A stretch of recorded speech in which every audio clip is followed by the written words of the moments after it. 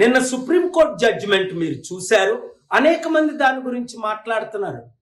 SC వర్గీకరణ గురించి, divide and conquer రూల్ని చివరిగా నరేంద్ర మోదీ గారు మందకృష్ణ మాదిగని కలిసిన తర్వాత ఏమైనా ఇన్ఫ్లుయెన్స్తో ఇది వచ్చిందా, లేదా 7 జడ్జిల్లో 6 రూలింగ్ చేసి ఒకరెందుకు ఇంకొక విధంగా ఇంటర్ప్రిట్ చేశారు? అసలు ఎస్సీ వర్గీకరణ గురించి ఎంతమందికి తెలుసు? మాలా మాదిగల పెయిన్ నాకు తెలుసు, ఎందుకంటే నేను దళితుల అమ్మాయిని పెళ్లి చేసుకున్నాను కాబట్టి. వీళ్ళు డివైడ్ చేయడమే వాళ్ళ ఉద్దేశం.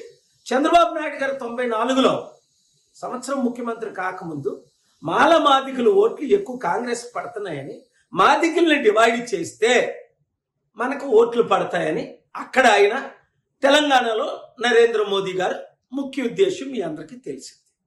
అసలు జాబ్స్ ఇచ్చినయే తక్కువ. ఎక్కడున్నాయి?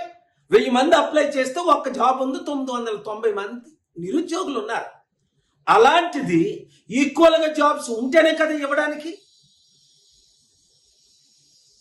ఇది అంతా పొలిటికల్ గేమ్ అని గమనించిన రోజునే తెలుగు రాష్ట్రాలు 60% ఉన్న బీసీ ముఖ్యమంత్రి అవుతాడు.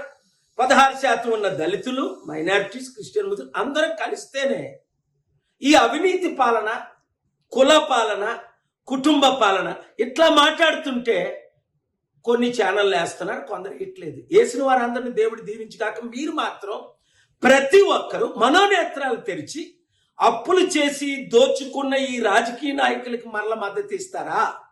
మార్పు రావాలి, అంబేద్కర్ ఆశయాలు నెరవేరాలి, మాలామాదిగా విడిపోకూడదు, ఐకమత్యమే మహాబలం అని కలిసి పనిచేద్దామా?